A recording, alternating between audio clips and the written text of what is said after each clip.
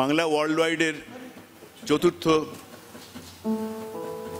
কনফারেন্সে আপনাদের সকলকে জানাচ্ছি আজকের সান্ধ্য অভ্যর্থনা। আমাদের আজকে অনুষ্ঠানের প্রথম পর্বে আছে রবীন্দ্রসঙ্গীত। আমার একটি সংক্ষিপ্ত দায়িত্ব পড়েছে যে প্রথম অনুষ্ঠানে যিনি সঙ্গীত পরিবেশন করবেন তার সম্বন্ধে দু চার কথা বলা এবং তাকে আপনাদের সঙ্গে পরিচিত করিয়ে দেওয়ার। এই দায়িত্বটা আমার মনে হয় পালন করার জন্য আমি হচ্ছি ঠিক মতো সদস্য, এ ব্যাপারে কোনো সন্দেহ নেই। তার কারণ যিনি সঙ্গীত পরিবেশন করছেন তাকে আমি বিগত প্রায় 15-20 বছর ধরে চিনি।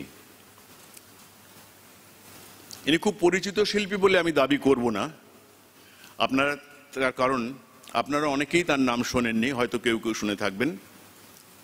এই ভদ্রমহিলার নাম হচ্ছে কুশনী সোরেন। কুশনী সোরেন, নেপালি ভাষায় কুশনী মানে হচ্ছে ফুল, তাই তো? সাঁওতালি ভাষায় ফুল, গাঁদা ফুল। সাঁওতালি ভাষায় কুশনী মানে হচ্ছে গাঁদা ফুল। কুশনী সোরেন নামটা শোনার পরে সকলে মনে হবে কুশনী সোরেন, আচ্ছা রবীন্দ্রসঙ্গীত গাইবেন, কই সেরকম নাম তো শুনিনি।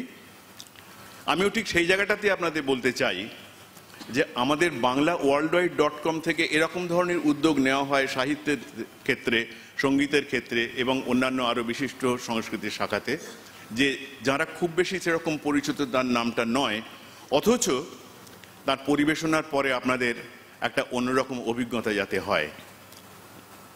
আমি আপনাদের এইটুকু কথা দিতে পারি, কুশনীর রবীন্দ্রসঙ্গীত শোনার পরে আপনাদের অবশ্যই মনে হবে যে আপনাদের রবীন্দ্রসঙ্গীত শোনার একটি অন্য ধরনের অভিজ্ঞতা হয়েছে। তার কারণ ইতিপূর্বে দু একটা জায়গাতে কুশনী যখন গেয়েছেন তখন শ্রোতা দর্শক মণ্ডলের পক্ষ থেকে এরকম ধরনের একটা আওয়াজ উঠেছে, কে গাইছে রে? পাশের জনকে জিজ্ঞেস করছেন, এ কে? মেয়েটা কে? কে গাইছে? আমরাও ঠিক সেইটাই চাই, এই ধরনের একটা কৌতূহল সৃষ্টি হোক এবং এরকম ধরনেরই একটা সঙ্গীত অভিজ্ঞতা আমাদের আজকে হোক, যাকে নিয়ে আমরা পরবর্তীকালে বলতে পারবো যে হ্যাঁ, এই মেয়েটিকে আমরা কিন্তু আমাদের বাংলা ওয়ার্ল্ড ওয়াইডের মঞ্চে ডেকেছিলাম সঙ্গীত পরিবেশন করার জন্য। কুশনী শান্তিনিকেতনের মেয়ে, খুব ছোটবেলা থেকে ওর একজন গুরুদেব ছিলেন।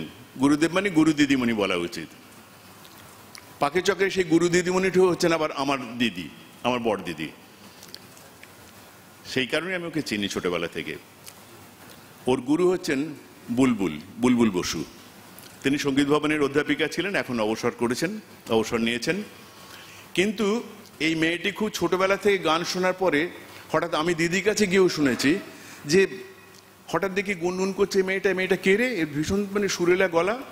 এই তখন থেকে শুরু হলো এই ব্যাপারটা। তারপরে কুশনী সেখানেই পড়াশোনা করেছেন।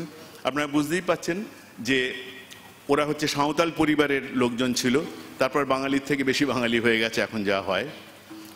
সেইখান থেকে কুশনী পড়াশোনা শুরু করেন, পাঠভবন ইত্যাদি অতিক্রম করে কলেজ শেষ করার পরে বি মিউজ, সঙ্গীত ভবন থেকে এম মিউজ, এবং অত্যন্ত কৃতিত্বের সঙ্গে উত্তীর্ণ হওয়ার পরে ... অন্যান্য এটা করা কাজকর্ম করার পরে বর্তমানে রবীন্দ্রভারতীর অধ্যাপিকা।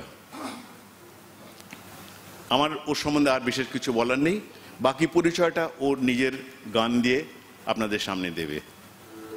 আনন্দেরই সাগর হতে এসে